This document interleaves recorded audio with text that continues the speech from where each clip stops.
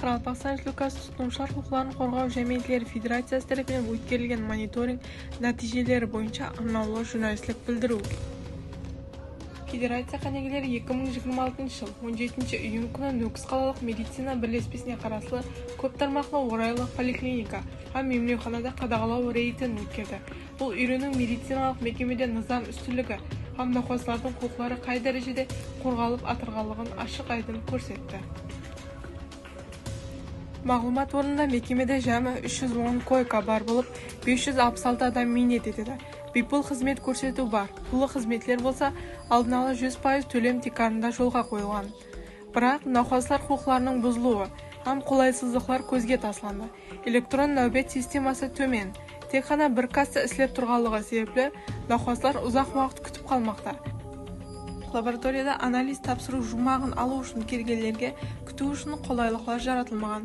Лаборатория ханаларына бейтаныс адамдардың кіруі қадаған етілгеніне қарамастан, адамдар өз бетінше кіріп шығып жүрмекте. Сондай-ақ анализге тапсырылған үлгілердің аузлары ашық халда сақланбақта.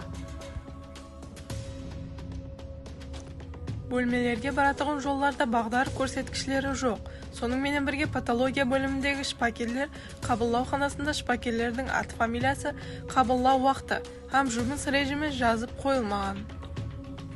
Гепатит Б анализін тексеру ханасында да температура 30 градустан жоғары, тазалық жүда төмен дәрежеде. Көшеге қарап ашылған айнада шыбын-шіркейлерден қорғаушы сеткада жоқ. Айна алдында терек қалдықтары һәм шығындылар топланып қалған.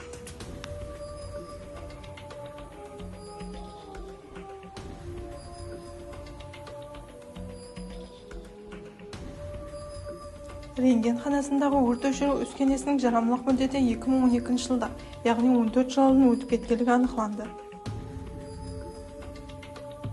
Балалар бөлімінің ақырындағы науқастар үшін қойылған текшелерді істеушілер өз басымшалықпенен иелеп, түрлі инвентарларды жинап қойған. Науқастар үшін ажыратылған матраслар, кроват һәм шкафлар бөлімнен шыққан шығындылар менен бірге жолды тосып қойған. Бөлімлерге баратын жолларда бағдар көрсеткіштері жоқ. Сонымен бірге патология бөліміндегі шпакерлер қабылдау ханасында шпакерлердің аты фамилиясы, қабылдау уақыты һәм жұмыс режимі жазып қойылмаған.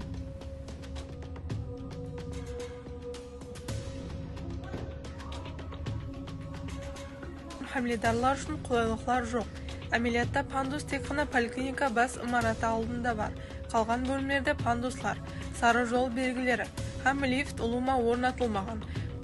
Ең қорқыныштысы дәрілерді сақлау санитария талапларына ұлума жауап бермейді. Дәрі сақлау ханаларында температура 30 градустан зият ыссы. Науқасларды қабылдау ханаларында шығындылар өз уақытында тазаланбаған. Терапия бөлімі имараты оңлауға мұқтаж. Сондай-ақ сұйық дәрілер пайдаланылған һәм енді пайдаланатұғынлары әр жерде тастап кетілген.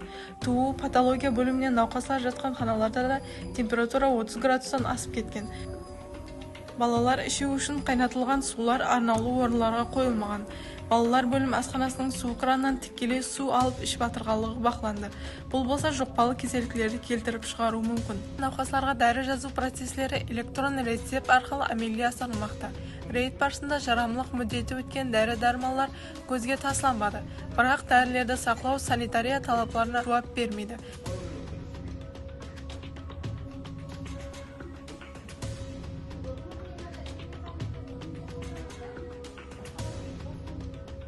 Кадрлар жетіспеушілігі де көзге тасланды. Психиатр шпакері қабылдау уақытында тек 5-6 науқасты көруге ғана үлгерді. Нәубетте тұрған басқа науқастар шпакер көрігіне өте алмай кетуге мәжбүр болмақта. Науқастарды бөлімнен бөлімге алып өту үшін де қолайлықлар жоқ.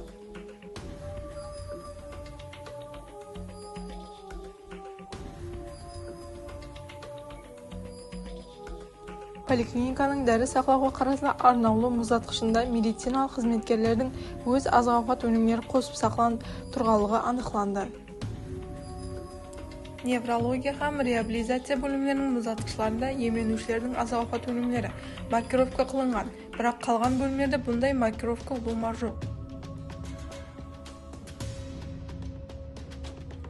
Бірлеспеде өрт қауіпсіздігі мәселесіне жүда бейпаралықпенен қаралған. Өрт шитлары имарат сыртында орнатылған, бірақ ішінде шелектен басқа ешқандай зарулы инвентарлар жоқ. қосымша қойылған өрт өшіру үскенелерінің жарамлылық мүддеті өтіп кеткен. Бірлеспеде бұқаралар шикаятын көру жүда төмен дәрежеде. Регистратура жанында денсаулықты сақтау министрлігіменен байланысатын сенім телефоны аппараты орнатылған, бірақ ол істемейді. Ең қорқыныштысы бірлеспенің шикаят құтышасы 2026 жылдың феврал айынан бері ұлымы ашылмаған.